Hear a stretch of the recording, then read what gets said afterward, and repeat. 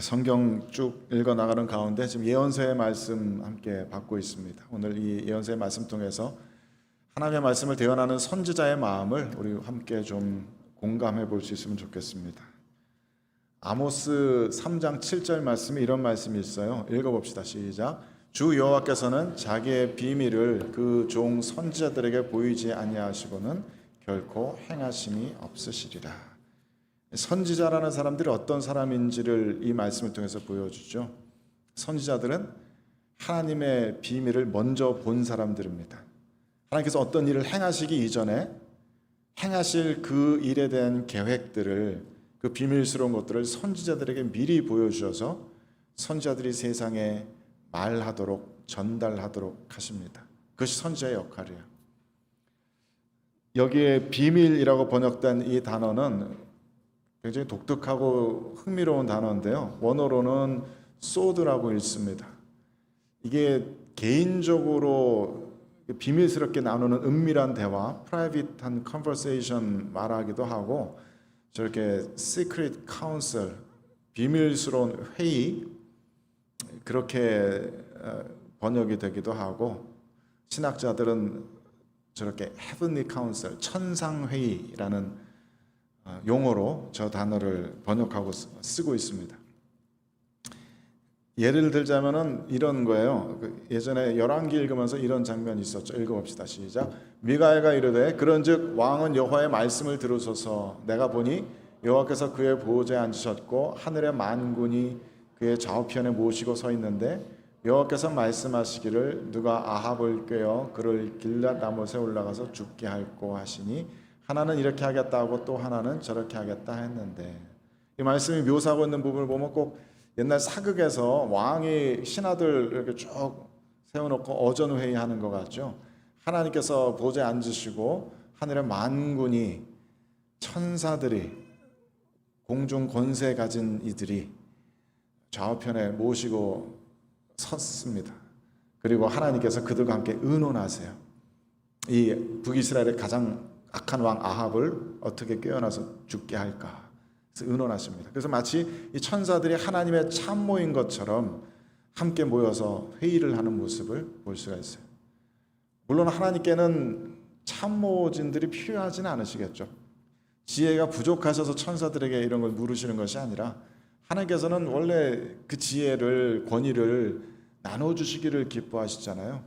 세상을 창조하시고서 세상을 다스리는 오토리티를 사람들에게 나눠주시는 것처럼 하나님께서는 이렇게 하나님의 하실 일들을 영적 존재들, 천사들과 함께 회의를 하십니다.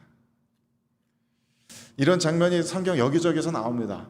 우리 이사야 말씀 전에 읽었는데 이사야 6장에서도 보면은 이사야가 보좌에 가득한 하나님의 영광을 보고서 하나님께서 아마도 천사들을 향해서 누가 우리를 위해서 갈고 묻고 이렇게 회의하시는 듯한 모습을 볼 수가 있고요.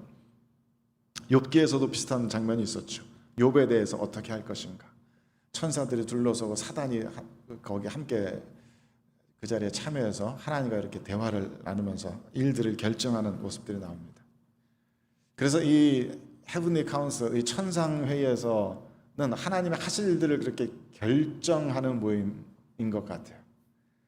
그런데 그 일들이, 하늘에서 결정된 이 일들이 사람들에게는 알려지지 않잖아요. 앞으로 일어날 일입니다. 천상회의를 통해서 분명히 결정된 일이니까 분명하게 인간의 역사 가운데 드러나고 일어날 일이지만 아직 사람들에게는 알려져 있지 않기 때문에 그것을 비밀이라고도 이야기하는 거예요. 하나님께서 천상회의를 통해서 인간의 모든 역사, 우주의 모든 역사를 정하시고 그것을 선지자들을 통해서 알리시고 그 다음에 그 일들을 이루십니다. 그것이 선지자의 역할인 거예요. 그래서 오늘 우리가 예레미야 말씀을 읽었는데 예레미야 선지자도 이 하나님의 천상 회의를 통해서 하나님께서 하실 일들을 보고 듣고 그것을 미리 안 사람입니다. 그 말씀을 전하는 거예요. 그런데 예레미야 뒷장에 보면은 그 당시에 거짓 선지자들이 너무 많았던 것 같아요.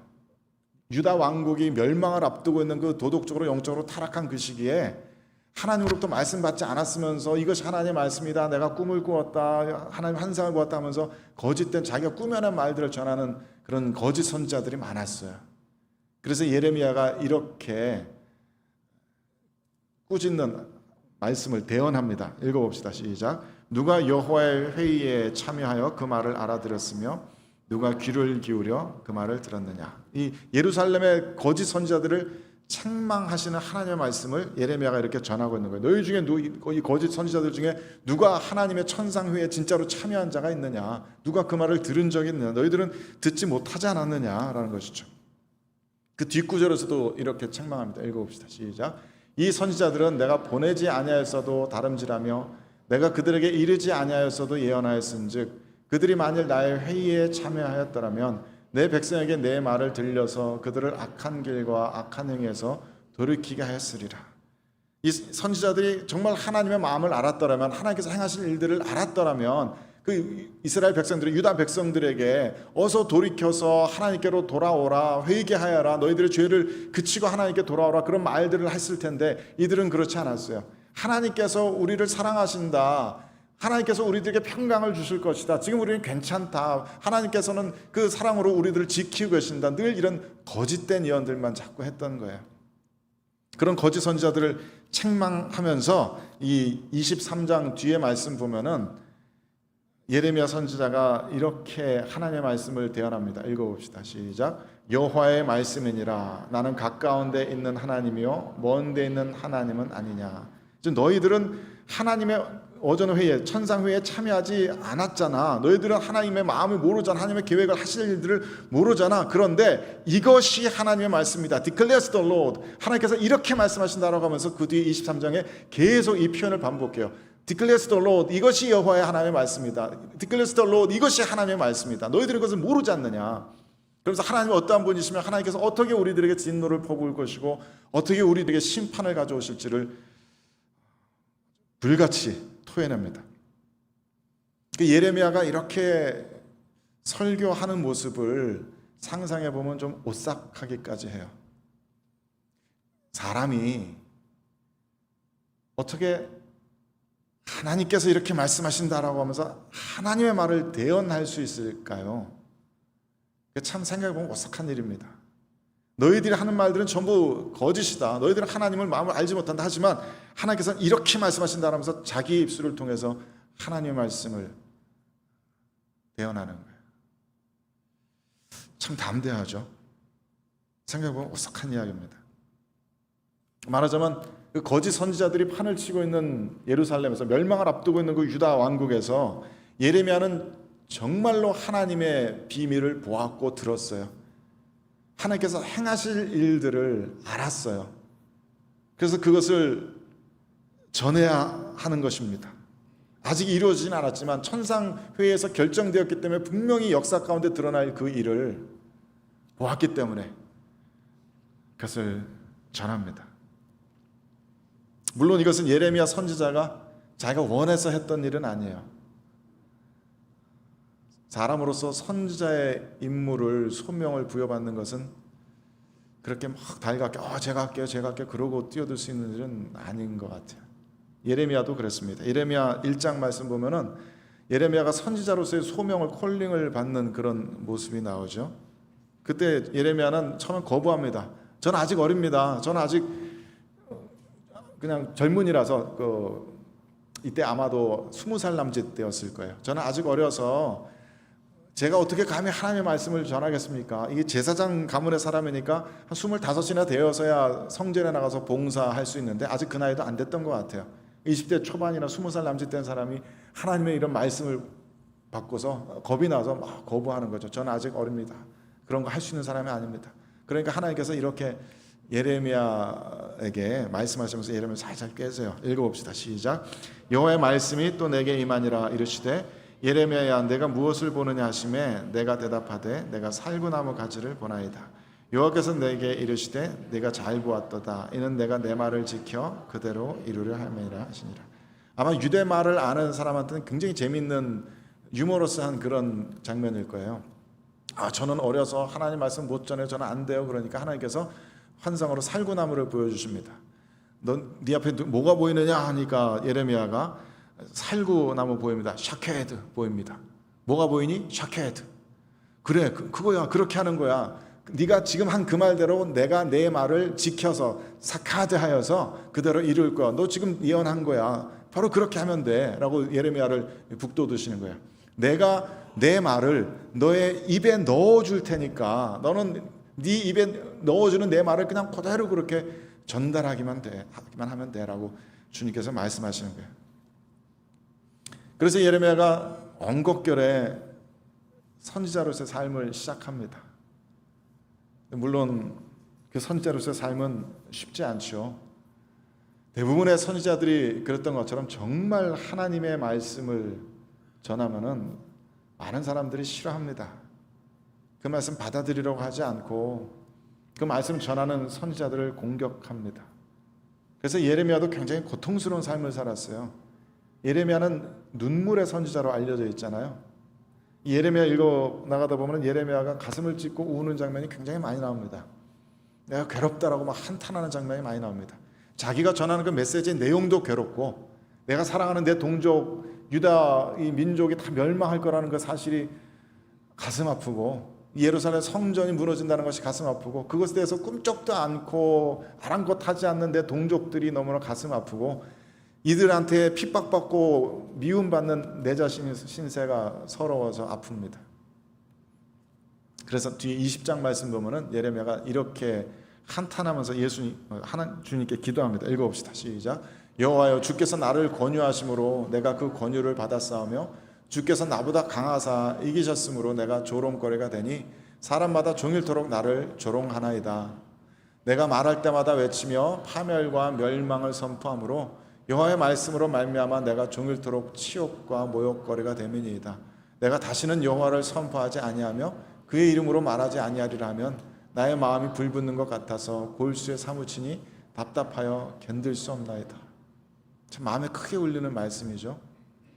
주님께 그렇게 기도하는 거예요. 주님께서 저보다 강하시니까, 주님께서 강권적으로 역사하시니까 제가 선지자가 되어서 하나님의 말씀을 대언합니다. 하지만 제가 대언하는 모든 말씀들의 내용들이 다 이들의 파멸과 이들의 멸망과 이들의 진노의 심판에 대한 말씀이니까 이들이 저를 자꾸 미워하고 조롱하고 욕하고 저에게 수치와 모욕을 안겨다 주지 않습니까?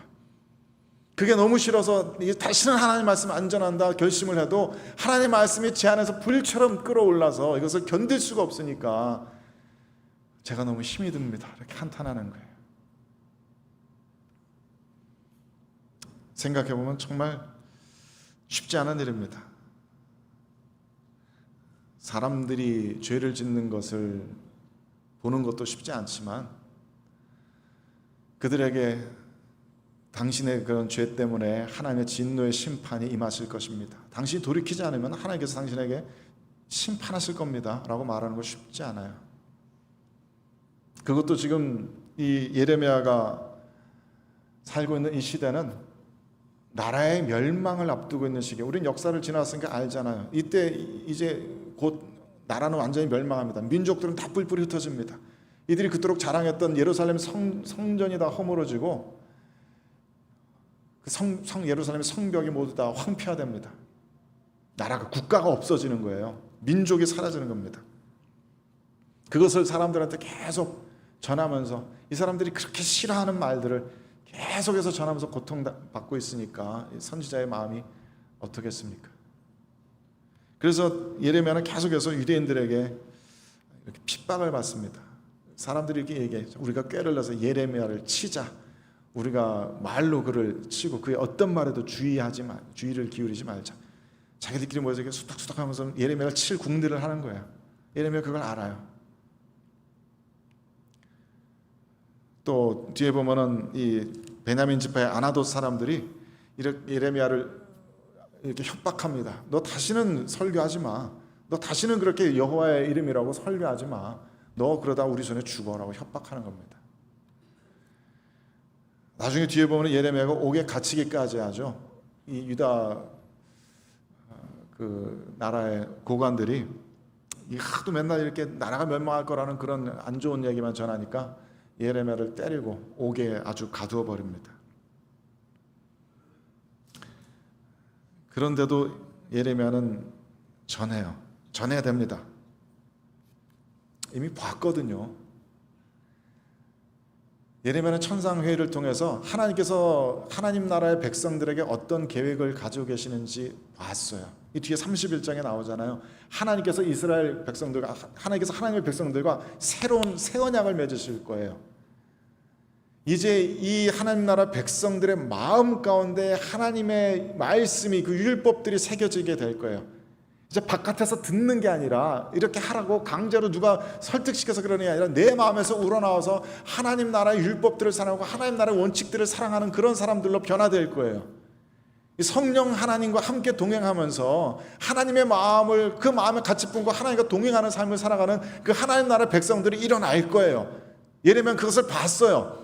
그런데 예레미야와 함께 살아가는 그 이웃들이, 그 사랑하는 동족들이 그 길로 가지 않아요. 하나님께서 천상회의를 통해서 이미 결정해 놓으신 그 길을 모른 척하고 자꾸 엉뚱한 길로 가요.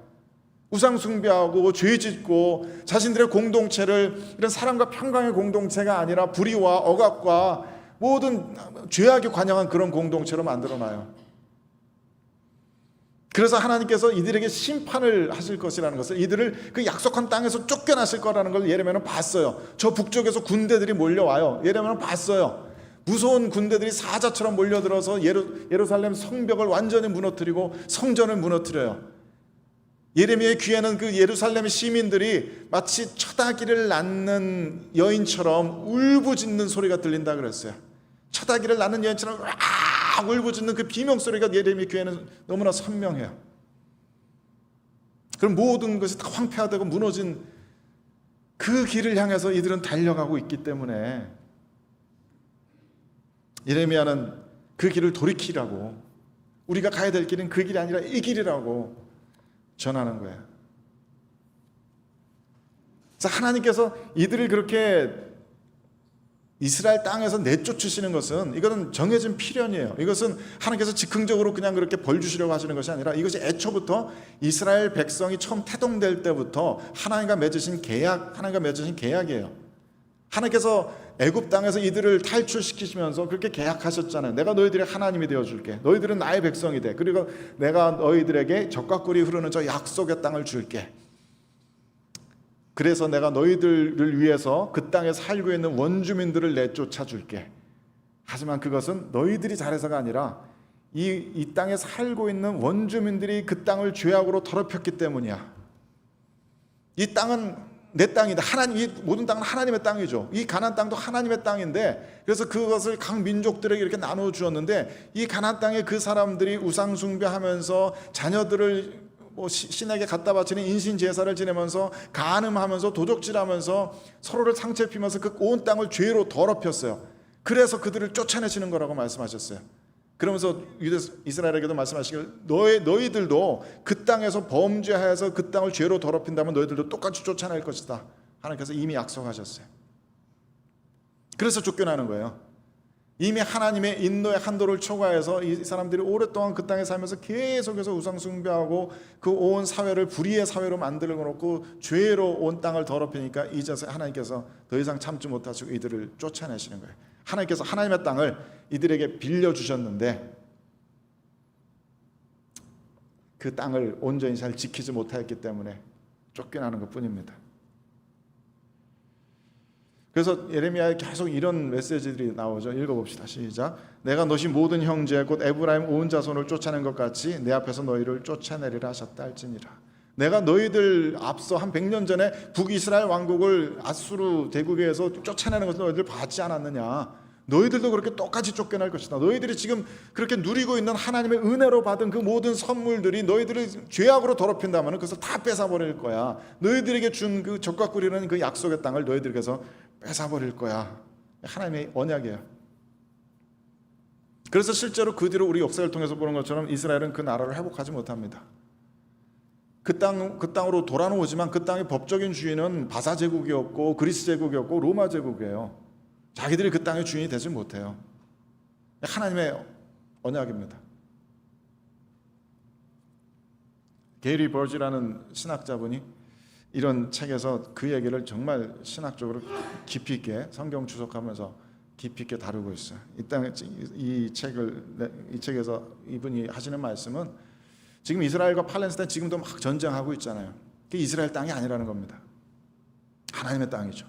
하나님께서 원하시는 이들에게 주시는 하나님의 땅이에요. 그 땅을 죄로 더럽힌다면 누구든지 쫓겨날 수밖에 없는 그런 거예요. 근데 이분이 이런 얘기를 하시는 이유는 꼭 뭐 이스라엘, 팔레스타인 누구 편을 들게 함이 아니라 이 땅이 하나님의 땅인데, 그렇기 때문에 그 땅에서 얼마든지 평화를 이루면서 공존하면서 서로 행복하게 살 수 있는 방법이, 평화롭게 살 수 있는 방법이 분명히 있을 텐데 우리는 왜 이렇게 끝없이 전쟁의 고통 속에 우리를 몰아넣고 있는가, 그 얘기를 하면서 그 땅의 평화를 기원하면서 이 책을 쓴다고 이렇게 쓰고 있어요.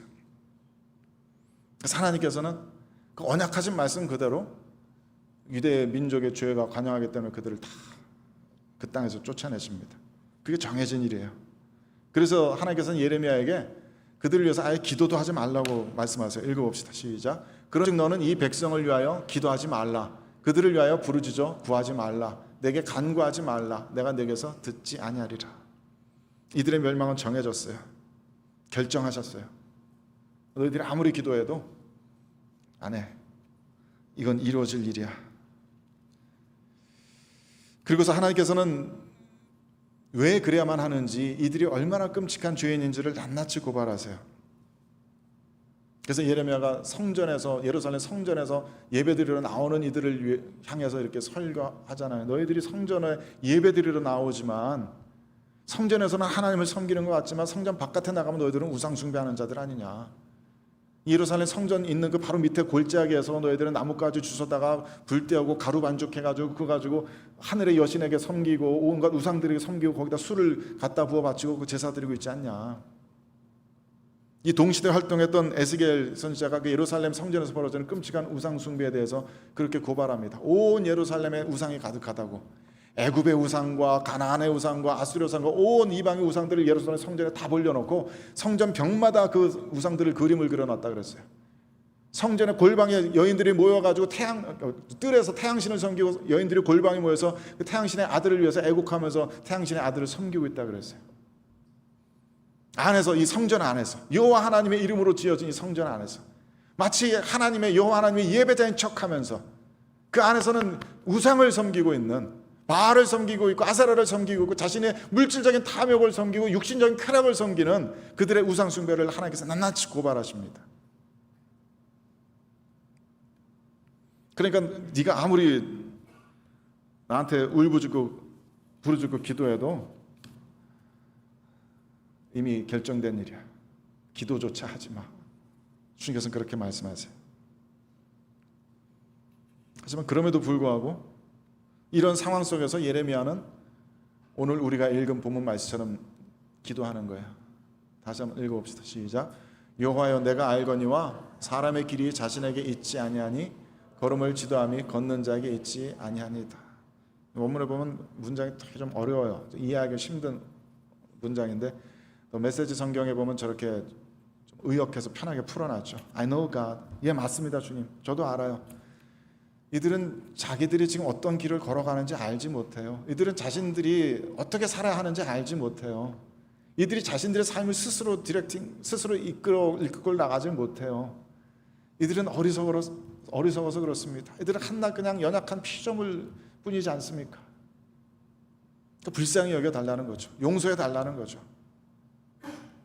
마치 예수님께서 십자가에 달리셔서 기도하신 이 말씀 같습니다. 아버지여, 저들을 사하여 주옵소서. 자기들이 하는 것을 알지 못함이니이다.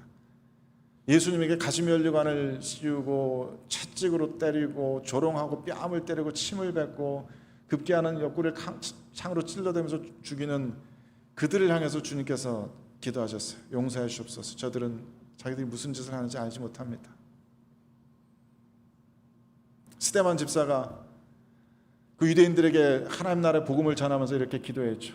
자기에게 돌 던져서 자기를 죽이는 유대인들을 향해서 저들을 용서하옵소서. 자기들이 무슨 짓을 하는지 알지 못할 뿐입니다. 그 마음으로 예레미야는 기도하는 거예요. 저 사람들 몰라서 그래요. 주님, 불쌍히 여기시옵소서. 자기들이 어떤 길로 걸어가야 하는지, 하나님의 천상에서 이들을 향해서 어떤 소망의 길을 예배해 두셨는지 저들은 알지 못해서 그렇습니다. 그러면서 예레미야가 이렇게 기도합니다. 읽어봅시다. 시작. 여호와여 나를 징계하옵시되 너그러이 하시고 진노로 하지 마옵소서. 주께서 내가 없어지게 하실까 두려워하나이다. 우리말로는 나를 징계하옵소서 이렇게 하니까 나에게 벌 주시옵소서라는 것처럼 이해되는데 영어 성경처럼 저렇게 correct me 혹은 correct us 좀 불분명합니다. 그렇게 번역하는 것이 더 맞을 것 같아요. 나를 바로잡아 달라는 얘기죠. 저희들은 이렇게 걸어가야 되는데 이렇게 걸어가고 있으니까 저희들을 바로잡아 주세요. 저희들을 교정해 주세요. 저희들을 가르쳐 주세요. 저희들 디시플린 해주세요. 저희들 훈육해 주세요. 저희들 그냥 이대로 이 길로 걸어가서 멸망의 길을 걸어가도록 내버려두지 말아 주시고 저희들을 치셔서라도 저희들을 바로잡아 주시옵소서. 저희들의 삶의 발걸음을 바로잡아 주시고 저희들의 입술의 말과 생각과 행동들을 바로잡아 주시옵소서. 너그러이 하시고 왜 저렇게 번역이 되는지 잘 이해를 못하겠는데 원어는 영어 성경처럼 저렇게 되는 게 맞습니다. But with justice, 하나님의 정의로 하나님의 심판으로 저희를 바로잡아 주시옵소서. 하나님의 공의대로 하나님께서 정하신 그 길대로 하나님께서 옳다고 여기시는 그 길로 저희들을 바로잡아 주시옵소서. 그렇지 아니하시면 저희들이 멸망의 길을 걸어가서 완전히 사라지게 될 겁니다. 저희들은 완전히 멸절될 겁니다. 예레미야는 지금 스스로 예루살렘의 대표가 되어서 이스라엘의 대표가 되어서 저렇게 기도하는 거예요. Correct me, correct us. 우리를 바로잡아 주세요. 우리를 하나님께서 천상의를 통해서 결정하신 그 길을 걸어갈 수 있게 해주세요. 하나님의 샬롬이, 평강이, 사랑과 공의가, 정의가 넘쳐흐르는 그런 공동체로 우리가 살게 하옵소서. 그런 세상으로 우리가 살게 하옵소서. 우리 한 사람 한 사람들이 하나님을 사랑하고 모든 우상들을 다 내어던져 버리고 하나님께서 우리들에게 지시하시고 가르치시는 그 참된 거룩과 참된 진리와 참된 아름다움을 향해서 나아갈 수 있게 하옵소서. 모든 헛된 욕심들을 저버리고 지금 우리가 만들어간 이 불의한 세상에서 하나님께서 기뻐하시는 정의로운 세상으로 나아갈 수 있게 하옵소서. 그렇게 기도하는 거예요. 굉장히 우리들의 마음을 울리는 기도죠. 말씀 묵상하면서 저도 계속 그렇게 기도하게 돼요. Correct me, Lord. 저를 고쳐주세요. 저를 바로잡아 주세요. 제가 잘못 생각하고 있는 것이 있습니까? 제가 잘못 살아가고 있는 그런 방향성들이 제 안에 있습니까? 제가 잘못된 방식으로 생각하고 행동하는 그런 제 삶의 어떤 패턴들이 있습니까? 저를 바로잡아 주세요. 주님께서 저에게 원하시는 그 길을 걸어갈 수 있게 해주세요. 그게 하나님께서 저를 치시는 길이더라도 이 길이 바로잡혀져야 되지 않겠습니까? 그렇게 기도하게 됩니다. 예레미야처럼 이 세상을 생각하면서 그렇게 기도하게 돼요. 우리는 하나님께서 바로잡아 주셔야 합니다. 장로님도 기도하신 것처럼 지금 우리들의 세대가 얼마나 폐역하고 죄로 가득하고 하나님에게서 빨리 멀어져 가고 있습니까? 90년대 처음 무슨 CF에서 부자 되세요 그런 광고 문구가 나왔죠. 그때 이후로 우리는 더 이상 물질적인 탐욕을 부끄러워하지도 않는 것 같아요. 물질적인 탐욕을 오히려 서로 막 장려하고 불러일으키고 그래서 물질적으로 뭔가 더 많이 가지게 되는 것은 인생의 가장 큰 미덕으로 여기게 되는 것 같아요. 우리 자녀들에게 부자 되기를 소원하고 가르치고 있습니다. 부자 된 사람을 세상 누구보다도 부러워하고 우리들 세대의 우상들처럼 여깁니다. 물질적인 풍요가 모든 것이 이게 바알 신앙이잖아요. 풍요를 섬기는 것. 우리는 너무나 육체적인 말초적인 쾌락에 깊이 물들어 있어요. 우리 자녀들 보는 미디어들, 영화들 보면은 우리 어른들 자라날 때 수십 년 전과는 비교도 할 수 없을 정도입니다. 그 폭력성이, 그 잔인성이, 그 성적인 그 문란함이 이런 말로 할 수 없죠. 비교가 안 될 정도입니다. 예전에는 이렇게 퍼블릭하게 볼 수도 없는 그런 폭력적인 그림들이 아무렇지도 않게 젊은이들에게 노출되고 그런 성적인 매력을 막 자랑하는 것이 미덕인 것처럼 되고 누가 더 성적인 매력인 나를 뽐내는 것이 당연한 세상인 것처럼 되고 심지어는 자기 스스로를 성적인 상품으로서 대하면서 그것을 팔고 거래하는 것이 아무렇지도 않은 일이 되어버렸어요. 짐승적인 동물적 본능이 우리들에겐 너무나 아름다운 것이 되어버렸습니다.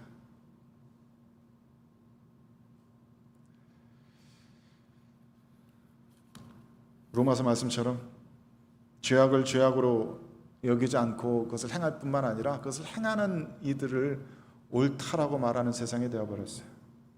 요즘 이 세상의 모토는 이거잖아요. 내 몸 내 맘대로 하겠다는데 왜? 내 몸인데 내 맘대로 하겠다는데 그게 뭐가 잘못이야? 그게 이 세상의 모토잖아요.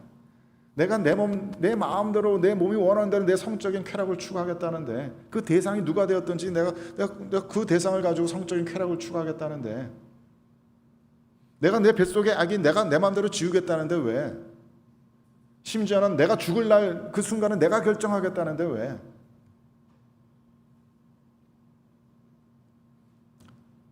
더 가슴 아픈 건 우리 믿는 이들도 그냥 거기 이렇게 휩쓸려 갈 때가 많아요. 우리들이 말하고 생각하는 것, 우리들이 행동하는 것, 우리들이 자녀들에게 가르치는 것, 세상의 그런 풍조들과 구별이 안 될 때가 많아요. 예레미야가 이 세상에 와서 지금 우리들의 세대에 와서 유튜브 1시간만 들여다보고 있으면은 이렇게 기도하게 될 거예요. Correct me, correct us. 우리 바로잡아 주옵소서. 우리는 너무나 잘못된 길로 가고 있습니다. 우리는 자기 파멸의 길로 걸어가고 있습니다. 사랑과 평화와 협력과 이런 것은 왜 전부 너도 나도 이기적인 자기 욕심만을 추구하는 그런 길로 걸어가고 그게 당연한 것처럼 여겨지는지, 왜 세계 각국의 정치적인 지도자를 뽑는데 이렇게 자기 나라의 이익만을 중요시하는 그런 지도자들이 점점 더 인기를 얻는지, 세계의 평화와 협력을 이야기하는 지도자들은 점점 더 인기를 못 얻는 그런 세상이 되어가는지, 부자는 점점 부자가 되고 가난한 이들은 점점 더 가난한 이가 되어가는데도 그저 어떻게 하면 다른 사람들 머리 위에 짓밟고 올라설까, 그런 걸 당연한 미덕으로 여기는 그런 세상이 점점 되어가고 있어요.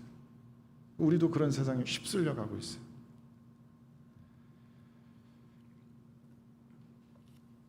그래서 우리도 이렇게 기도하고, 이게 말하자면 문화전쟁이잖아요.